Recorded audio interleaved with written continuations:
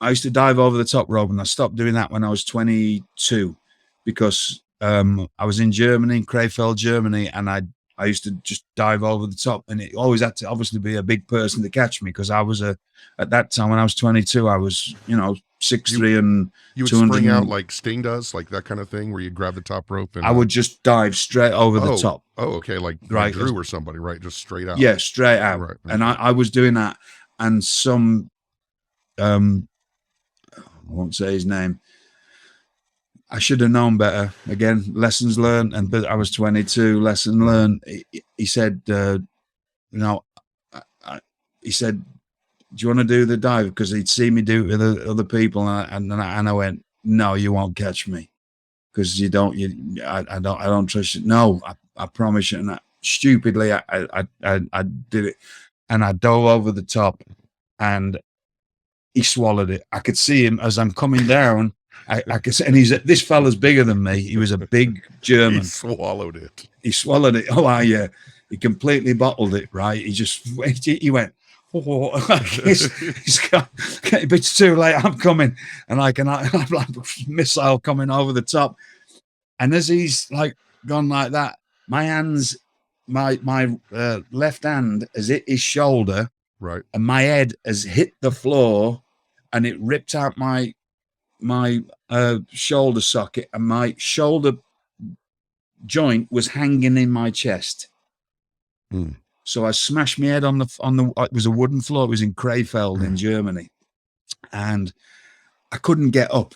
So every time I tried to stand up, my body just started, it had gone into shock. My shoulder is hanging into my chest, and I'm just retching. I'm just going, it was the most strange feeling. You might have had a concussion too. Well, probably because because I did smash my head off the floor really badly. And you're I was just retching and retching and retching, and I couldn't. So that was the end of the match. And then there's a fella called Dave Morgan who's a mythical. When I say not mythical, there's a lot of stories about Dave Morgan. Dave was a different kind of a wrestler, and another fella that would hurt people and do a lot of damage to people. He's got his own story. Well, unfortunately he's no longer with us, but he was a different fella. He's run out the dressing. I'm on the floor. They're trying to stand me up, and I'm just going. Nobody knew about ice and whatever in them. Well, maybe they did, but we didn't. It was just hot cream, right? Well, right. Dave used to go to Japan at different times. Dave Morgan. He was English, but he'd lived in Germany for years. He ran out as I'm trying to stand up, and just the Japanese, whatever hot creams you get over here to put on stuff, the Japanese have stuff that will melt your skin, right? They have a completely so he's got some of that and rubbed that all over it, which has obviously not made, it's made it, instead of taking the inflammation, it's made it worse. Right.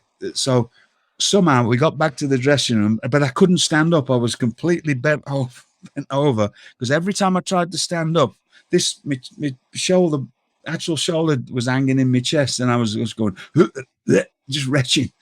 We got back to the dressing room and somehow got the shoulder back into the socket. Didn't go to the hospital that night. That stopped my diving days, by the way. I learned that lesson very early on, so that's why by the time I came to America, I was only 24. I was a strictly ground game person only. You would do a cartwheel, but that's about it. Well, and I don't know if even people would recognize it as a cartwheel. It was a bit suspect, right? So, but that was it. Right. We wonder why at a young age I was doing that start is because I'd learned lessons. I'd got hurt really badly, and this shoulder was never right again because I didn't get it fixed. Right. I didn't get an operation on it. It was hanging out from then onwards. I had a lot of things happen to me before I ever got to America that sort of molded the way I did things. So do you think that's one of one of the reasons that you have longevity is that you knew what you were good at and I learned what not to do. And I learned what not to do. Because it seems like a lot of wrestlers today want to do everything. You know what I'm saying? But what?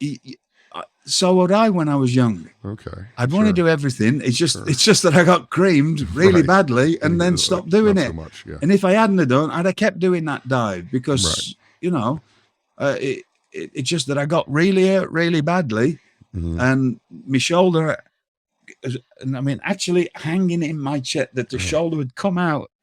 And then the next night, I'm going off topic here, but the next night I was in a tournament in Germany, and I was in the finals of the tournament, and I had to, and I believe this match is on YouTube. I had to wrestle a fella called Anaconda. There was a big fella from England. And as soon as, it was just bad. I know it was bad.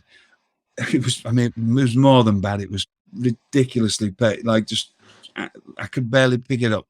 But you had to, you did your job. That's the job, right? That's the job. And instead of it being a whatever amount of length time, it was just going to be a short match. As soon as I went in there and I tried to lift my arm up, my arm fell out the socket again. So I had to terrible, man. I had to roll him up. I did a roll and crotch, or a schoolboy, what people in America call it. Right. I rolled him up, and then they couldn't get my shoulder back in the socket. And then they had to take me to hospital, and I had to have it put back in. Yeah. And then I got sent back to England with it in a cast, not like a sling. Yeah. And I was supposed to have an operation on it. And then a friend of mine called Dave Rogers, who was a physiotherapist, I saw him and he went, right, throw that away. He said, because he said, that's a problem. He said, and I don't know, this is the early 90s. So very early 90s. He said, if you put a good arm in a sling for 6 weeks, because they said keep it in that sling for 6 weeks, then go and see the doctor. Well, there's not the therapy and whatever else. This is National Health Service in England. You just did what you did, whatever the doctor, know. Luckily, I ended up meeting Dave Rogers, who kept me together while I was in England. He sort of kept me. He was a physiotherapist, and he kept me together. And so I saw him. And he said, first thing, throw that thing in the bin, in the trash, as you call it. Throw it in the bin. He said, if you put a good arm in a sling and don't move it for 6 weeks, it's going to seize up. He said, you imagine one that's been all ripped and all the damage. He said, and leave it there. It's just going to scar up. Then you're going to go to the hospital and they're going to cut on it. And a lot of the rugby players that I knew rugby players that had come into wrestling. A lot of them had the shoulders, because that was the protocol at the time.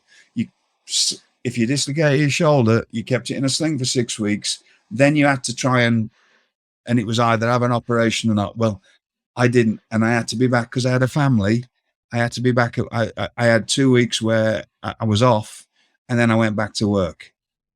And it was murder for a long time. My shoulder was murder, but I still worked. I had to. I was married at 18. I bought bills don't stop. I had an house. I bought an house when I was 18, and I had children at 20.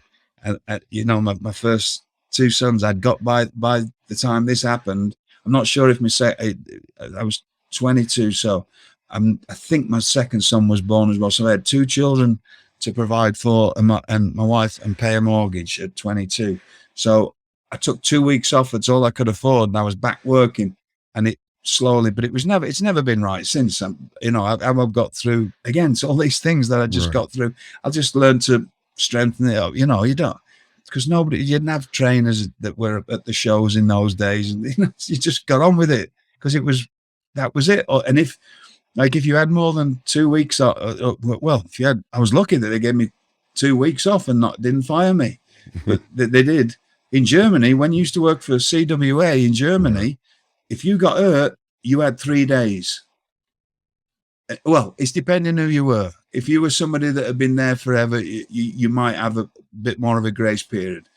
But if you got hurt, didn't matter how badly, if you couldn't go after 3 days, you got sent home. Are these the tours, the Autobahns tours? Yes. Yeah. Yes. Yeah, because there's a certain amount of dates, and Yeah. But you worked. You were there for whatever amount of weeks or months, or depending what tour it was, what part of the tour it was. But if you got hurt and you couldn't go after 3, unless you were very tight with the promotions, I wasn't. I was just a normal person, you know, because I'd only been there a bit, right?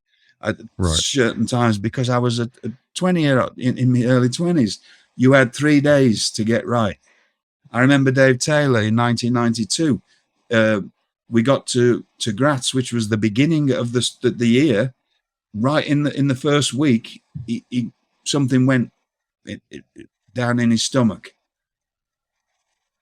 They gave him 3 days, and then he couldn't. He went home, and he had to go home and have because it was National Health Service in England. You have to wait on a waiting list to get a surgery. He had to pay to have. It was a hernia operation, and Dave had to pay for it, which, you know, he had to pay. He didn't come back till September, so that this was in June.